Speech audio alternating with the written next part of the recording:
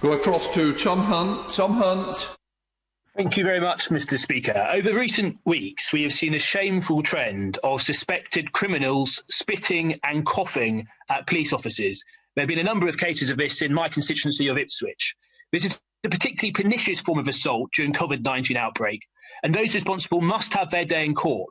And that day must come quickly so they can be duly punished and so others can be deterred from doing so. What steps is my right honourable friend taken to ensure that the CPS is right behind our police in prosecuting those responsible for this horrible crime and bringing them to justice quickly? Attorney General. My honourable friend makes a crucial point. Those on the front line, those in the trenches of this battle, Mr. Speaker, who are risking their own safety in the service of others, are the heroes in this crisis, and they deserve nothing less than our admiration. And that's why assaults upon emergency workers will not be tolerated.